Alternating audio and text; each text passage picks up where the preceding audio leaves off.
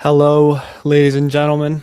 It's Keegan Jensen back with From the Hawkeye, the Storm, here to discuss an outright embarrassing night. I'm usually the person that tries to keep it positive, but there's not much positivity to spread tonight. So I'll start with a few positive thoughts, just to get that out of the way since there's so very few. I thought Ayala looked good. Obviously an inferior opponent, but he was off to his offense right away. Was able to get the tech ball, wrestled as good as I thought he could. I thought Caliendo and Kennedy took care of business for the most part, and Keeter picked up a nice win. Outside of that, I don't have a good thing to say about tonight, about how it went, about how the team wrestled. Bottom line, embarrassing, complete underperformance. And I never thought there was a slight chance in the world that I would be sitting here tonight talking about how we lost to Minnesota. I'll go through and throw some of your guys' comments on the screen quick, respond to things. There's going to be a lot of talk about 41-57. Frankly, after tonight, I think anything that you have to say there is valid. Time to move on. Arrow's over.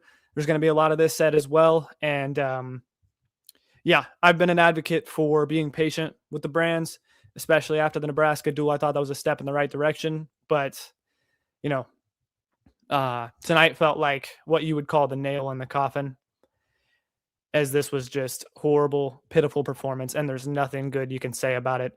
First loss to them since 2014. Just horrible. No excuse for it. I mean, experts had Iowa as a 12-point favorite tonight. That's not just winning the duel. That's being favored by about 3 or 4 matches. And they lost the duel by 5. Huge holes in the team. And the holes aren't necessarily talent. The holes are inconsistency. 1,000%. Everybody struggles to score. Everybody struggles to get in the offense, except for a few people. Williams and Block. I would say I'm most disappointed with them tonight.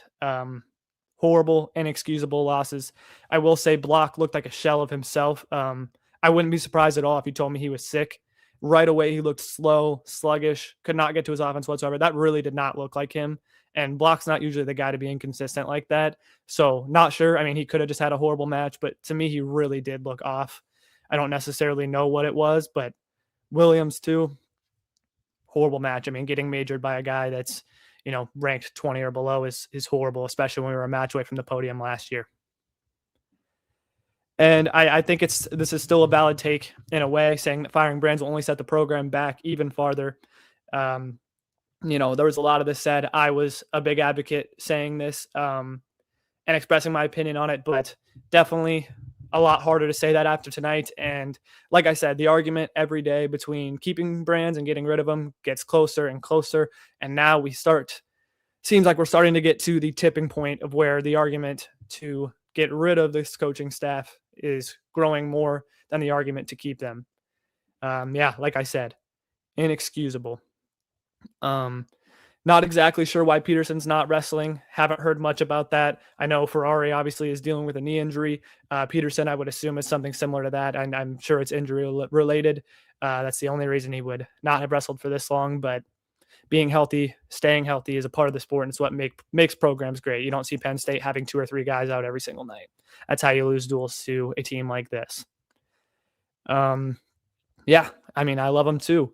But something clearly does need to change. This is extremely disappointing with the level of talent that is in the room right now. There is no excuse for the performance that we saw tonight, not even slightly. You can say that Nasir lost because of his finger. To me, that doesn't excuse losing 10-1 in a duel where you really need to keep it close to an opponent that's only ranked 3 ahead of you. I thought Nasir had been wrestling great in his last few matches, but was really disappointed with tonight. Not exactly sure what happened with his finger, but either way, frustrating to say the least. Yeah, all we got for offense, 133 and 165. Don't even need to dive in on that. That's pretty much it. Just, a lot of wanting to fire people comments, a lot of being upset. I fully agree with all of it. I haven't really heard much about this, but I would totally believe it. I mean, obviously something's going on, something's holding them out. And that's the deal. And DeLuca's also great. That's why I was always like, if Peterson gets out, we'll get to see more DeLuca, but I know he's also dinged up. And so we're sending Joey Cruz out there when we have 2 wrestlers that are better than him. I like Joey Cruz, but he's not going to compete with someone that's ranked 8th. We'll dive into this more later. There's a lot to talk about on potential replacements. Not even saying that, we absolutely need to move on or that we're going to move on, but there definitely is discussions that need to be had. Yeah, I agree with this. I mean, if you saw the video we uploaded to YouTube, I was very excited. I was like, I told you so. I told you, be patient with them. Things were on the up and up. We beat Nebraska. Nebraska was just really close with Ohio State tonight. They wrestled pretty well against Penn State. Nebraska would have smoked Minnesota. That's all I can say about that. That Nebraska team would have ran through Minnesota. But for whatever reason, we cannot. Love Cruz's effort too. Can't really be mad at him. The talent is just not there. I could agree with this as well. I mean, Nasir, it's like after a couple of his early season losses, it's like, how are we still ranked this high? I know we've wrestled good in the last few matches, so I started to kind of agree with it, but we're overranked in some places for sure. But now that I've kind of talked about some of the core things and the problems going on, I see Alex in here, so I'm going to have him hop in here and let's chat a little bit about it. Well, good evening, Keegan. How are you, sir? Definitely not good, but definitely been better. So before we get into the Minnesota duel, I want to call you out on something. Yeah. Because obviously we didn't have a live show for Nebraska after Nebraska, and you had made the comment about Drake Ellis saying be patient. Yep. So I have a problem with that. I would say it's okay if one of 2 things. One is if he's a freshman or sophomore, he's trying to get in the swing of things, or he's coming off an injury. He's a 4th year senior. He's a senior. His last year, 2-time NCAA finalist. We should not have to be patient with him. He knows the game. So I feel like that's kind of a cop out for how poorly he has been performing. And that is just, again, my opinion with that. But I think you kind of and you said nail in the coffin. That was my thoughts exactly. Yeah.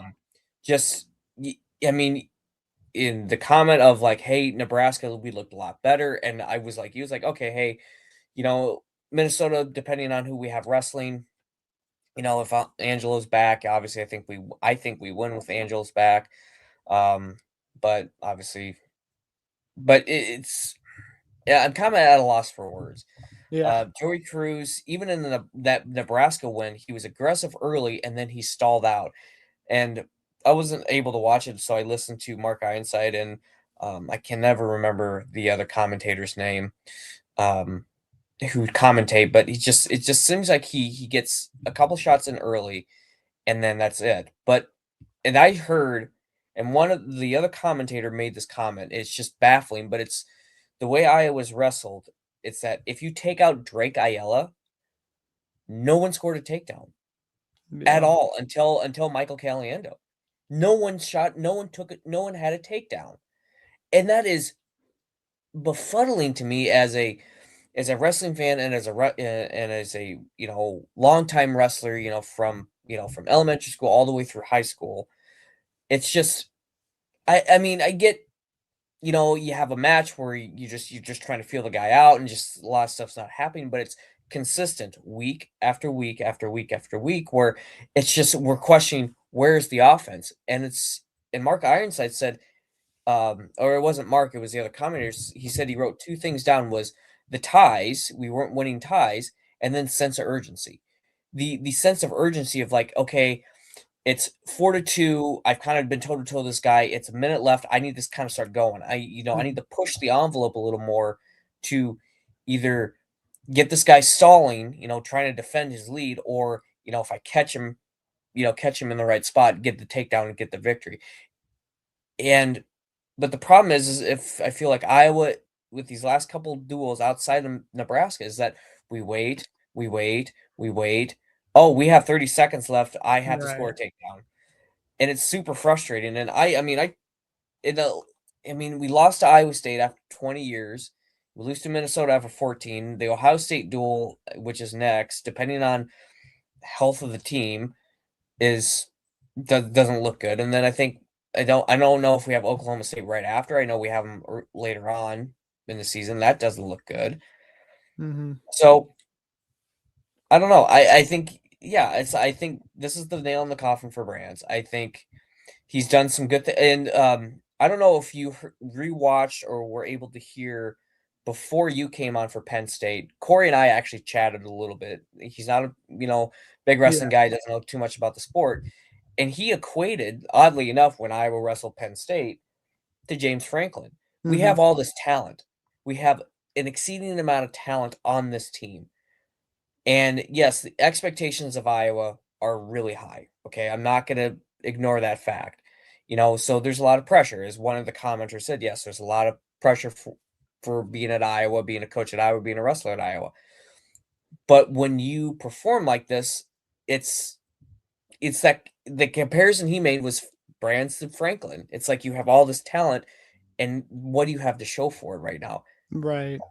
And I know they've won they easily would have won the national title in 2020, and in Mhm. 2021, and then now we're okay, yeah, we may take it's one thing if we take a step back and we're competitive with Penn State, competitive with the top teams, but it just seems like we were here and then we just kept going down and down and now we're just I wouldn't say we're nosediving, but yeah, Yeah. it's incredibly frustrating.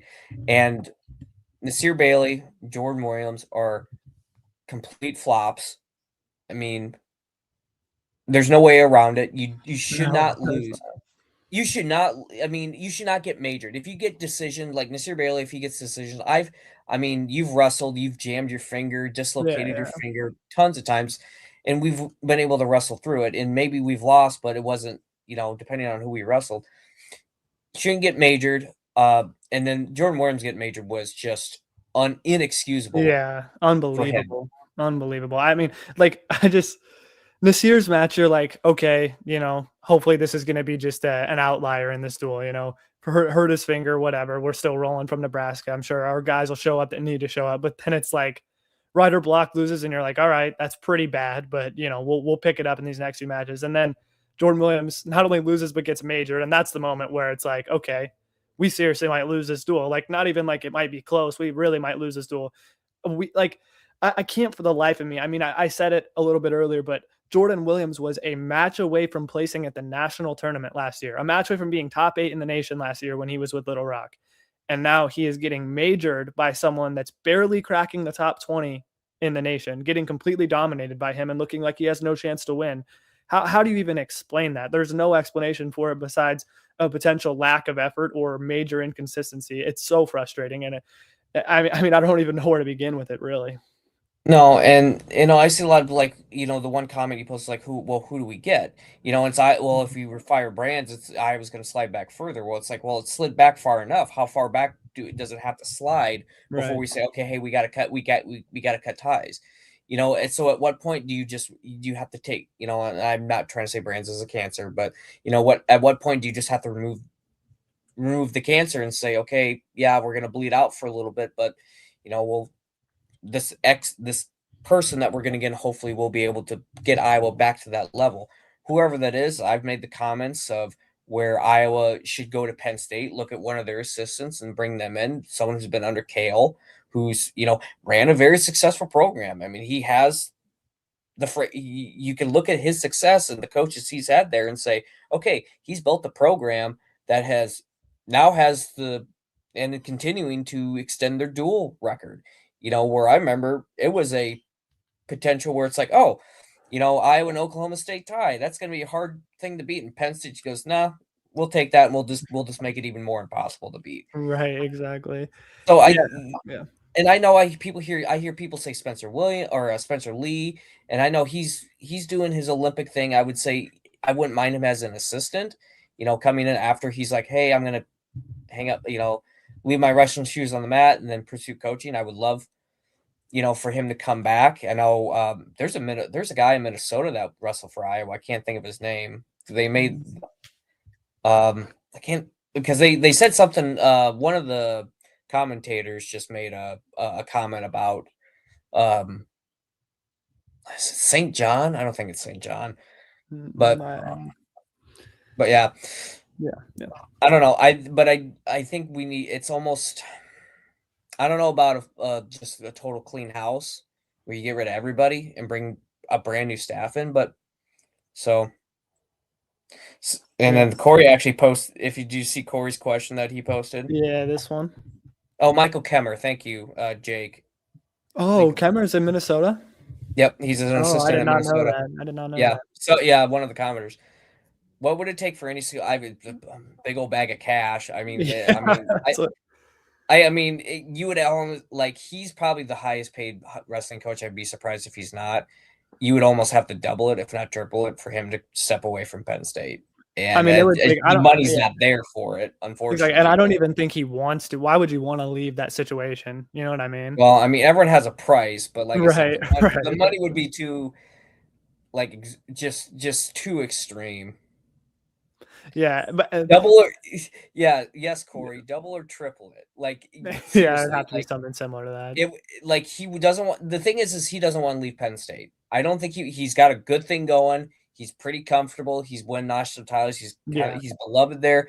It would take an extreme amount of money for him to say even consider leaving. So, but the thing is, I mean, if you take that same framework and you apply it, it's like everyone kind of has their price. You know what I mean? So it's like reach out to Kyle Dake, reach out to Jordan Burroughs, these guys that are, older wrestlers that have had a bunch of success, like what happened with David Taylor in Oklahoma State. I didn't expect David Taylor to become a head coach.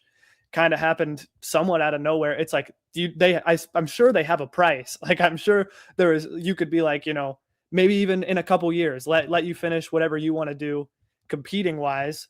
And then maybe in a couple of years, we'll pay you this to be our head coach. I mean, that's a tough thing to turn down, especially with a program that's had a lot of success. I'm not sure if either of them have interest in that, but I'm sure there's someone you could find. And there's many great head coaches that weren't like these amazing wrestlers, coming up either. There's people that develop into good coaches, and you can go and poach them from different schools and figure it out. I'm not saying we're going to get some immediate replacement. We're going to jump right back to where we were after this year. And there's definitely going to be major hits that come with it, but it's time to at least start looking around. So you're throwing your hat in the ring to next head coach of Iowa? I don't necessarily want to say I'm throwing my hat in the ring, Like if we come back and beat Ohio State, it's going to be a whole entire different conversation next week. But the thing is, in my opinion, I've been a major defender of the Brands this year and been like, give them time, give them time, give them time. Let's see what happens. But like I said, this feels like the nail in the coffin. To me, at this point, it's inexcusable that conversations aren't at least being had, that there isn't at least some type of lingering in the air of like, okay, if this keeps trending in this direction, it's time to look around. Like that to me is at least the bottom line of what should be happening here. Yeah. And Corey again, because does Penn State have more at rest? I think they have it at least equal, if not maybe a little more than Iowa. So I would say, yeah. I mean, look at the wrestlers they get in. I mean, they Yeah, get. I mean, exactly. they easily have they. I mean, Iowa. That's the other thing I go back to. Iowa, like I know this class coming in is really really highly rated. I know we didn't. The whole Bo Bassett situation is a little funky, but and we lost out technically. Mhm. Obviously we lost him, but we lost potentially two other recruits. But with that, but I know their recruiting class for 2026 is pretty good. But always Penn State's either ahead of them or just right behind them. But Yeah, that's the exactly. other thing. Even if Penn State has a lower recruiting class, look what they do with them. I mean, it's just like you know they take these kids and develop them to actually being actually really good and great wrestlers. That's the thing Yeah. that's the other thing too, where Penn State develops these guys. Where it seems like Iowa, oh, we get these great guys, and like, hey, they're right here, and you develop them to national title, but we just kind of, but there. Yeah. Yeah. So And that's the thing. Like I mean, as far as assets go, I'm not sure about like actual physical assets, but the recruiting classes are where the big difference is made, and then the progression of those recruits. And I'm seeing things like, I'm guessing Bros will wait a few years for the Nebraska job. I would agree with this. I mean, I'm sure if he wants to coach anywhere, it would preferably be Nebraska, and then give Ben Askren a blank check. The thing is, I don't think Ben Askren likes Iowa. I feel like anytime I've heard him talk about Iowa, it's not been very positive. And I don't think he has the best relationship with Iowa, so that one feels a little far fetched to me.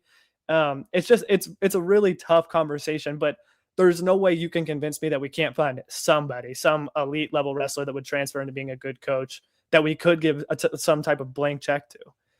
the one thing I've always heard is make them say no. Yeah, I mean, even like Mhm. I know Kale Sanders would be an automatic no, but Yeah. you would go to somebody and say like that and say, hey, would you want to be the next coach of Iowa? What would it take? And they would say, no, I don't want it. It's like, okay, at Right. least you said, hey, we asked this person, and they said no.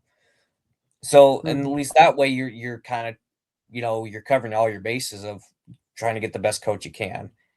Yeah, So, and exactly. Make him say no. yeah, and Cal Sanders doesn't come to Iowa. He wrestled for Iowa State. He coached for Iowa State, Mhm. and Yeah. he could never get over the Iowa hump at Iowa State. So he left to go to Penn State.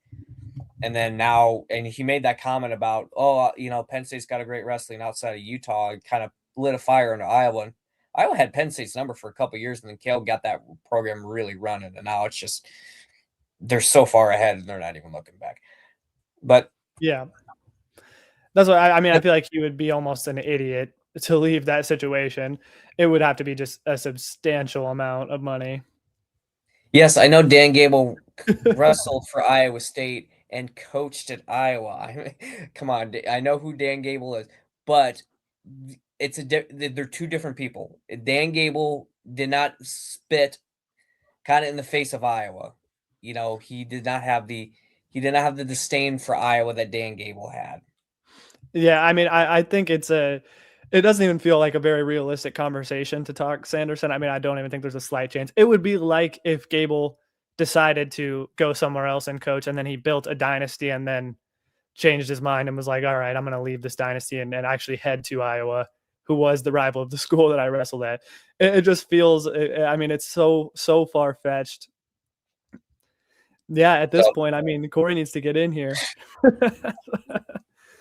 but No, anyways, this is oh, fair, oh, though. Yeah. Oh, Hey, hey, I, surprise appearance. I'm calling in. Yes, I got a little leopard wedge pillow behind me. So this is like full. This is as what's the word? Organic as they come. But let me just say this real quick. Uh, yeah, when you made that comment, well, he wrestled at Iowa State. Who cares if he wrestled at Iowa State? Who cares? Are you kidding me? You know how He many wrestled. examples? Wait a minute. Excuse me.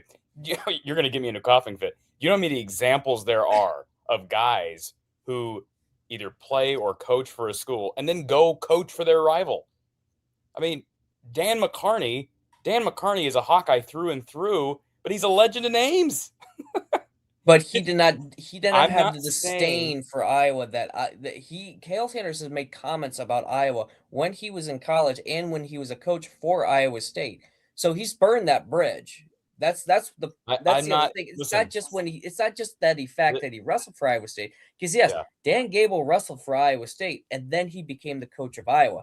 And someone said it's just two different eras I'm of not. wrestlers Listen, too. okay, this is my point. I feel like we're having the same conversation we had 2 years ago when Brian Ferentz got fired. The bottom line is, I am not like I saw somebody that I asked a question about Cael. Cael's not coming to Iowa. Let it go. I'm like, I didn't say he was coming to Iowa. The point is, you made the comment a few minutes ago that you make someone tell you no. My question to you is, what is the harm in someone like Cael Sanderson, who is right now at the tip of the iceberg in college wrestling coaching, right? Yeah. What is the harm in Beth Getz putting a feeler out there, being like, hey, what would it take? And if he laughs at you, he laughs at you. Who cares? Yeah, I'm no, and curious. that's what I said. You make him say no, but it was No. just it's But a you 0%. said you make him say no, but we know Cael's not coming. It's like, no, we don't write people off. If you have that motto, make people say no, sky's the limit in your approach. So I don't know that Cael's necessarily the perfect example, because I agree. I have no reason to believe he would ever come to Iowa. My question initially was more so along the lines of, what does Penn State have as it relates to support? I know that Penn State's a rich recruiting state, but what do they have for support, revenue, just NIL assets, etc., for the wrestling program that Iowa doesn't have? That's my question, and I don't have the answer to that. That's a genuine question. I'm not. It's not because the perception that I have, being someone who doesn't follow the program, is that Iowa wrestling, as far as a brand, no pun intended, as far as a brand, is right there with Penn State. I think of the best wrestling programs in the country in the last 2 decades being Iowa, Penn State, Okie State. Am I wrong? Or are those not those are the three Lehigh big was in there right? for a while, but then they dropped out pretty heavily. Okay, so that's my question. What is, besides just wins and losses and championships, which obviously that makes a difference, but as far as what's lucrative to a potential coaching candidate, what is it that separates those three schools? In terms of anything, what is it that separates those three schools? As far as we always talk about, like, what's a better job in college football? What's a better job in college wrestling? Is it Penn State, and then is there a big drop off to Iowa, and then it's Okie State? What's the best job in college wrestling? I'm assuming it's Penn State. You guys say that right now? Well, the thing is, I mean, it's Penn State because of what Sanderson has done at Penn State. I would say, well, before that, it was probably Iowa or Oklahoma State. But now, I mean, any of those big three between Oklahoma State, Iowa, and Penn State are certainly the job select. But also, if you look at, Ohio State's even coming up too. Yeah, exactly. Ohio State, and then Virginia Tech. I mean, Virginia Tech's recruiting class is insane. They're really tough. I mean, they're in the top 10 right now. Yeah, exactly. Their recruiting class is nuts. I mean, if I was going to take any job right now, I would love to go to Virginia Tech. I mean, they feel to me almost like a Penn State in the making if they had the right head coach.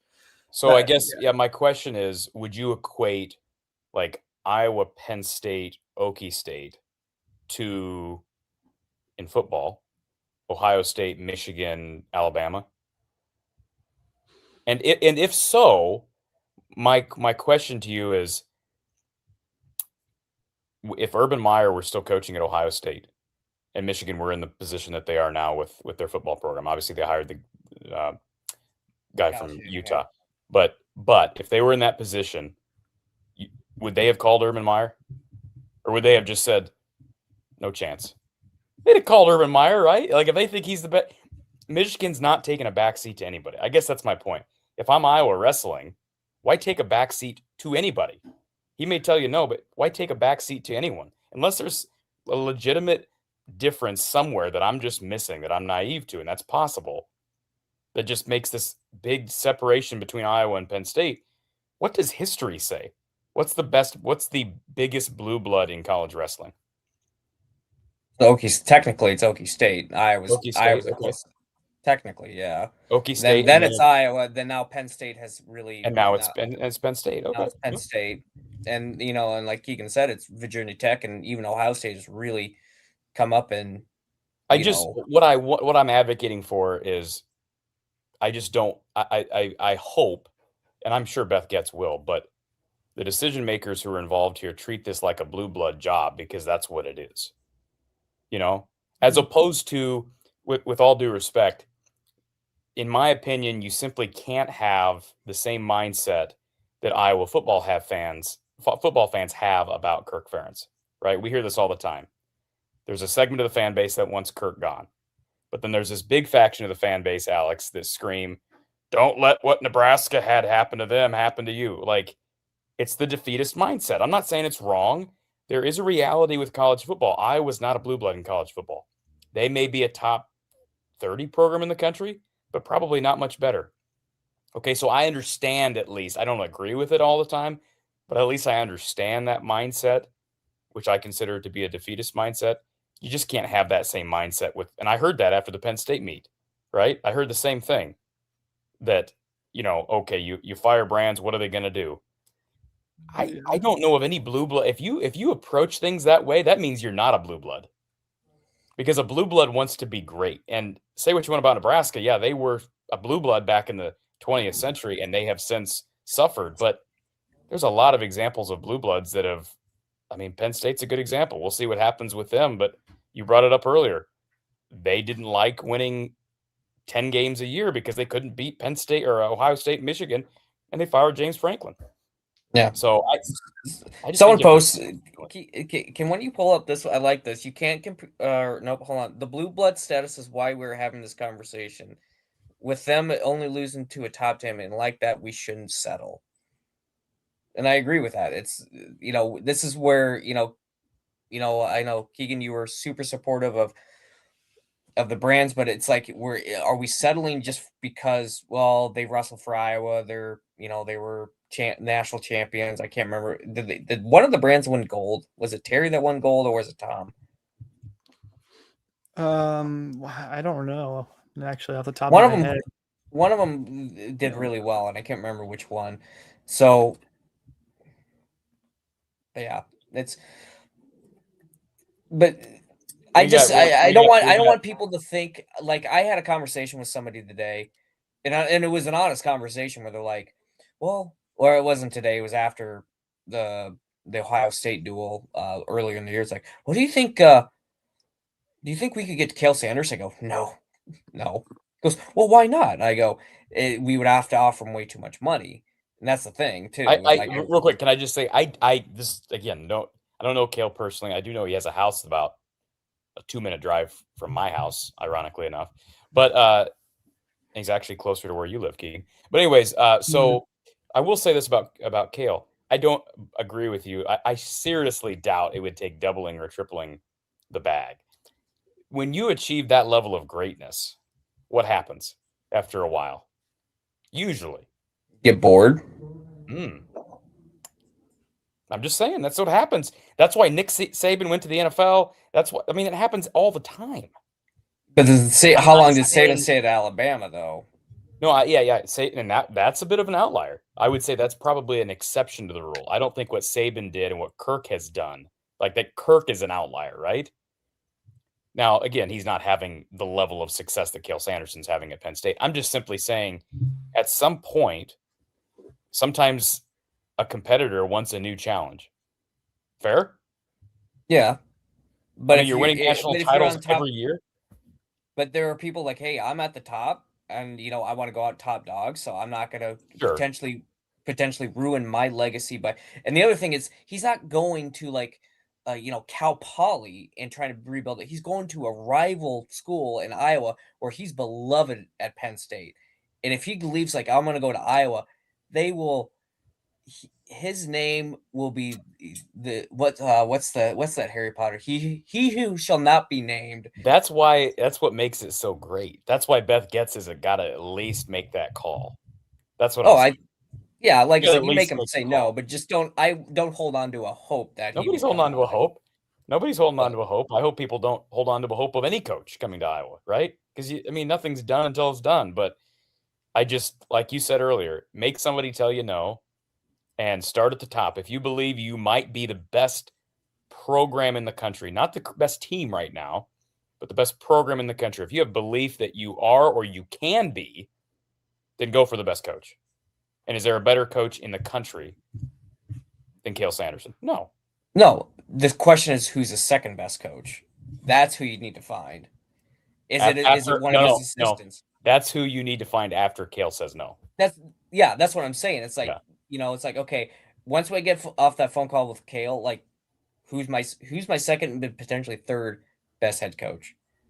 Because so you need to figure out who that is before you even consider calling Cale. By the way, I don't list, even 10 names. I don't want anybody to accuse me. I heard you earlier, Alex. I don't want anyone to accuse me of not knowing wrestling or not being. I'm watching Indiana, Illinois right now on Big Ten Network. I have no idea what's going on, but it's on my television as I talk. So I never said you didn't know what I said. You just don't follow the sport too much. Okay, wait, real quick. I want to say that there was a bunch of questions earlier asking about who's the most paid coaches and whatnot. And Sanderson's making a base salary of about $1 million a year, or I guess not base salary. That's with bonuses. He makes $1 million a year. While Brands, I think Brands has just hit about 800,000, maybe a little bit less than that. And then David Taylor is also making $1 million. Yeah, I mean that's you and I. You all know that difference is negligible. And it would not take. It's not a matter of like, yeah, I'm sure if Cale got a $2 million offer a year to come coach at Iowa, he would do that. I don't think the money's there to offer him that, but you'd obviously have to probably better the offer. Say you offered him 1.2 mil. Now all of a sudden he's making you more, and it would probably involve, which I think is what Matt Campbell's situation involved when he was getting pursued by these schools and eventually Penn State. What can you offer me as far as assets to recruit? Right. And that would be a concern. Keegan, would that not be a concern? I don't have obviously a concern. I wish I had the answer to that question of what we had for in terms of NIL and everything and donors for wrestling. But I just had to call in as soon as you made the comment about, well, he wrestled at Iowa State. Why would he coach at Iowa? I'm like, oh my Lord. Oh, I said more than that. Dan Gable is. Don't take that little snippet. There's a lot more to that. So real quick, yeah. I mean, to me, the Dan Gable story, I know that was eons ago, but that, if anything, that should inspire Beth Getz to at least make this person tell you no. But anyways, I'm going to let you guys go. I'll hop off too. I've been on. I've taken up too much time. You're good. Good to see you guys. Yeah. Good job, Keegan. Yeah, absolutely. Thank you, guys. Yeah, I'll hop off too. I've been on too long. No worries at all. No worries at all. It's good conversations. Oh yeah, appreciate it. Yeah, well, hopefully next week when Iowa wrestles Ohio State, and I said Kyle Shanahan when Michigan's coach. I meant Kyle Whittingham, the Utah State. I had to make that. I said it and I thought about it. I'm like, oh, that's a bad error. Anyways, hopefully next week, Iowa. Hey, we won. Let's move on. I really hope so. That would be very nice. Sunshine and rainbows. Yeah. So hopefully so. Night. Yeah, we'll see what happens. Have a great night. Yeah, I appreciate it. Okay. And real quick, guys, I wanted to say, I promise I'm not that much of a casual. I was really distracted. I was getting blown up with text, but I know that Tom actually won gold and Terry took bronze. But Terry had 2 world titles, if I'm not mistaken. But I think Terry, he was dealing with like a knee injury, and that's probably a big part of it. But both of them had like this, this style to them that became what Iowa wrestling is all about. Like, it's what I wish so many of our guys had now, just like that go-getter mentality. It's kind of like the way that DeSanto wrestled. You know what I mean? Like, it felt like he was out there to kill the guy every time he wrestled them. But, I think it's fair to say that there is, not even a 1% chance that I was going to end up with Cale as a head coach next year. But I do agree with what Corey says about, it is worth it to call. It is worth it to send big offers that way. Are you going to get them? Most certainly no. I mean, maybe luck strikes, and it can happen. It's never impossible. It's definitely worth it to reach out. And I totally agree with that. And yeah, I agree with this. I would be very, very difficult to offer assets that he probably isn't already receiving at Penn State. And I'm also sure, if you offered him 1.2 million, that Penn State might match that offer immediately to keep their guy. It's, I don't want to call it an unrealistic conversation, as it is worth it to reach out to anybody to, be the next replacement. I mean, might as well go after the best, but it is a very long shot. I mean, I love Metcalf. I have no idea if he has any interest in it, but I mean, he was a guy that was very much a bruiser, very much had the mentality of a wrestler that we want to see every single time out right now. And I think he's a good dude. I mean, anytime I see interviews with him or anything that he had to say, if he would hop on commentary or be interviewed and broadcast, he just seems like a really good guy. And I know he's been a great coach as well. So I mean, it would be awesome, but I have no idea how realistic that is. I saw people asking about Kyle Dake earlier too. I brought him up earlier. No idea how realistic it is, but it's worth it to reach out to as many people as possible. And yeah, fan apathy will cause a coaching change. It was 2/3 full for Penn State. I'd say 3/4 tonight. That is a problem. And I mean, yeah. And also I want to say I agree with this really quick. It would probably take much more than doubling his salary from you and I. But yeah, fan apathy can definitely cause a coaching change. And I would honestly say that fan apathy is a problem right now in Iowa. It's not that the lack of fans, but people are just really upset, and that doesn't bode well whatsoever. But yeah, with that being said, I don't think Sanderson's leaving anytime soon. I mean, I think he's chasing what Gable did as a coach, and he's wanting to set the bar as high as he possibly can. And he's got so many, good things going there. It's hard to imagine that he would. Hawks need to shake up the assistant coaches is what we would be saying in any other sport. Iowa Morningstar or love Morningstar, Telford, but have been on the staff for a long time. I don't know. It's tough because we're not in the practice room every day. We're not in the corner with them. We're not with them when they're back in the tunnel talking to guys. And I can say, I feel like I really do have, a deep perspective to offer as a high school wrestling coach, because, my dad has been the head coach of the Winterset program for about a decade now. And he was an assistant coach for 3 years before. And the amount of times that, parents would come forward or come to us with just, these very dramatic takes or very, expressive things. And they would be so mad about stuff that didn't even happen, or so just angry and so, disgruntled over things that didn't even exist. Like just things that they thought we said, things that they thought we did. You never really know what's going on inside a program. And that's what I can say right now. Brands might be doing everything he possibly can to, get this team motivated. He might be doing the same things he's done over the past 5 years, but for whatever reason, this team just doesn't have it. And, at the end of the day, it is the head coach's fault. It doesn't matter if the wrestlers don't show up. It's the head coach's fault. It's the head coach's job to make sure that the wrestlers do show up. So, and that's, something I learned from my dad in his time as being a head coach, and what I've learned from being an assistant coach. We can do as much as we possibly can for the wrestlers, and they might not show up still, but if they don't show up, it is on us at the end of the day. But also it's important for fans and parents to understand that, we are doing everything we can. And I'm sure Iowa's coaching staff is doing everything they can, but a lot of times, you don't really know the full picture of what's going on. Can you talk about the Gabe Arnold sudden victory loss to Max McNeely? Yeah, I think Gabe Arnold lost him in sudden victory last year too, if I'm not mistaken. But I thought he wrestled pretty well. Obviously, he's undersized as he's been wrestling 174 for a lot this year, a lot of this year. Just a tough loss, really. I mean, it's so difficult because when I was watching, I usually watch it from an analytical perspective of just knowing what to talk about when I get on the show. But when I was watching that, I was really watching it as a fan, really wanting him to win so that we could have a chance to win the duel. I said this to my brother when I was watching it. Every Division I program wants a guy like Gabe Arnold. Everybody wants it. I mean, that's the bottom line. He is such a great teammate, and the fact that he's kind of having a year of eligibility wasted this year, and he's still out there just competing as hard as he can, not even knowing if he'll have a shot of wrestling in the postseason. And he is a team guy at its core. You see him over there hyping wrestlers up after their matches, and you saw him crying tonight after he lost in overtime. And I don't think that was because he lost. I think that's because he realized how big of a swing match this was for the duel and that he needed to win that match for the duel. So in essence, it is because he lost, but not personally for himself. I think he really does care about the team that much. And, you know, you could say whatever you want. I mean, I don't think a guy should be crying on the mat, but it is nice to see guys that actually care, and you really do want to root for them. And sorry, I was thinking Schwab. I assumed that. Schwab will be great, but again, don't know how realistic that is. You know, I'm not positive if he's under 200K, but I would definitely believe that, and I'm sure we could offer a lot more than that. But here's the thing about Schwab. I actually have a story about him. Our wrestler last year, he was a heavyweight for us in Winterset, and he won state. Well, so after his junior year, he got third at the state tournament, and he was getting a lot of people were talking to him.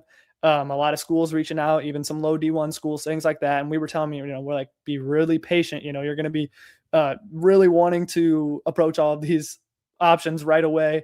And he was excited, and he went and took a visit to North Dakota State, and he really liked it, and he committed there, and kudos to him. That's a great program.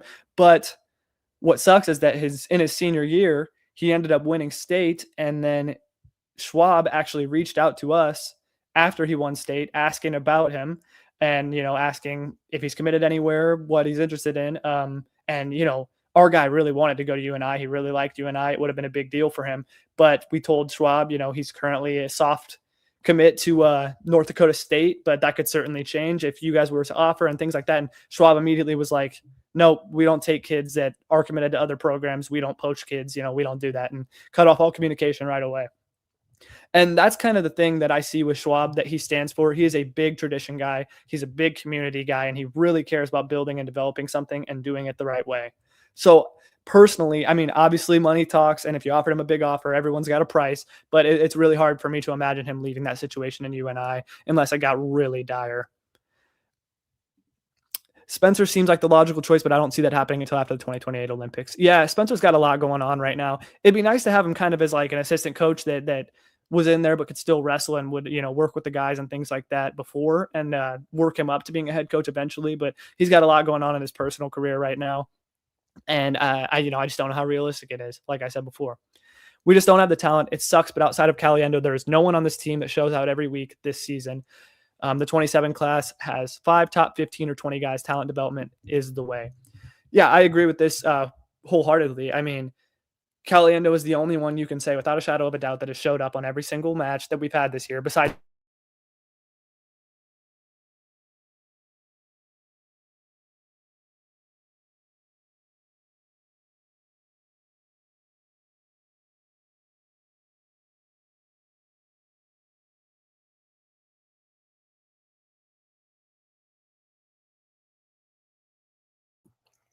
Looks like we lost Keegan, so we'll try to get Keegan back here in just a second. Folks, if you have any questions or calls that you would like to submit, feel free to do that. Of course, our show is sponsored by Big Grove Brewery, the official craft brewery of the Hawkeyes.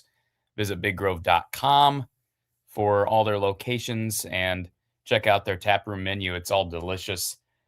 Sweet potato fries are delectable, if that's a word to use. So check it out. Great burgers, great beer. Couldn't have a better time over at Big Grove Brewery, located in Iowa City, Cedar Rapids, Solon, Des Moines.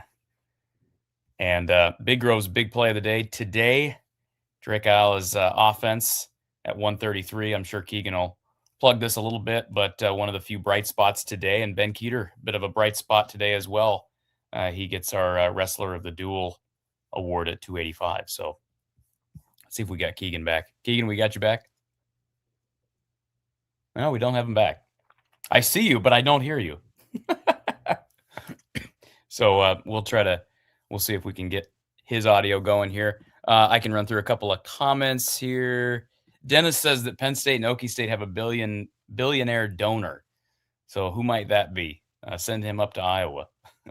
It'd be nice to have a billionaire donor. Apparently a different person. I'm assuming not the way he wrote this almost makes it sound like it's the same guy for both schools.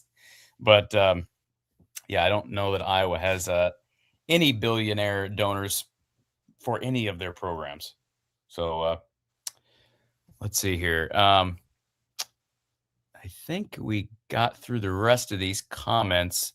I guess I can take this opportunity to remind everybody that we'll have live post-game coverage after the women's game tomorrow. On Sunday. So if you love women's hoops, be sure you tune in for Iowa UCLA women's basketball Sunday at 3 p.m. Central Time. The game will be televised on Fox, and then at 7 p.m. that evening, the Hawkeye men will be out in Eugene to try to take down a maligned and injured Oregon Ducks team. That's a Ducks team well under 500 without their best player, including their best players, including Nate Biddle, their premier big, who's been out for some time and will miss the game Sunday. But an opportunity for Iowa to stretch the win streak to what, four straight? And of course, the women have an opportunity to get a huge upset. I don't know that a lot of people think it's real possible or likely right now, but at the same time, it's an opportunity to flush what happened last night against the Trojans in Southern Cal. People would totally forget that loss if Iowa were to somehow upset the Bruins on their home court Sunday afternoon. And it will be a Fox game, so always good to get on Fox or NBC, get a little bit more national exposure for recruiting and whatnot.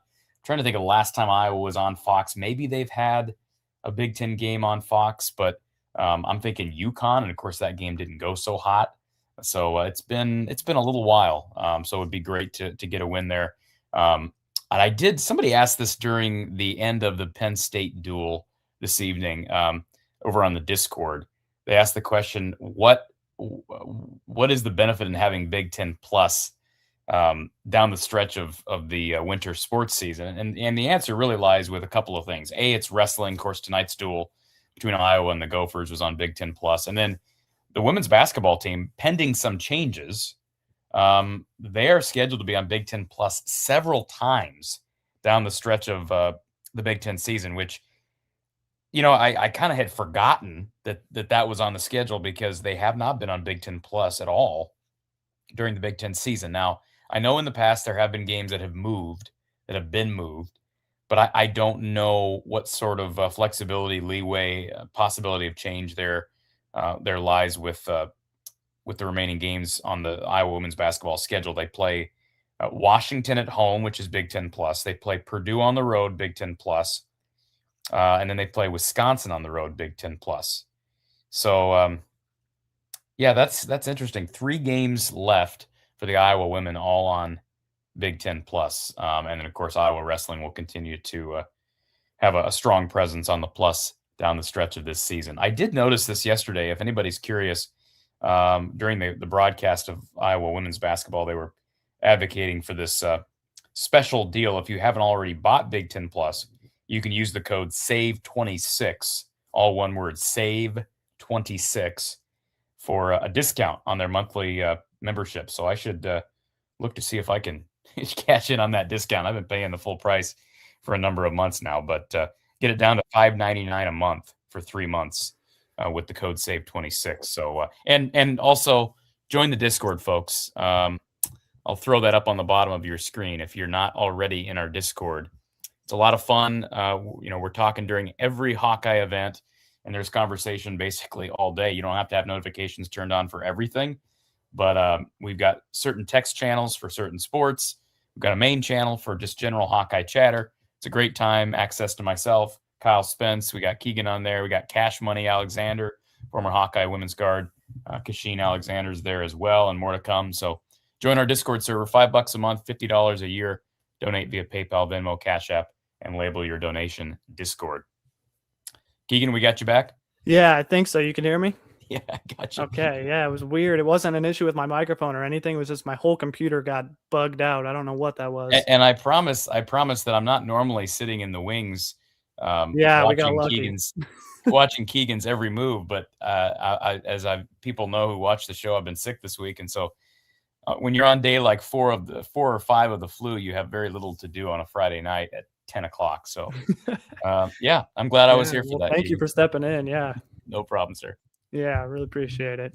So I don't know what the last thing you guys heard me say is, but I know I was telling the story about Schwab and our heavyweight that wrestled for us last year in Winterset.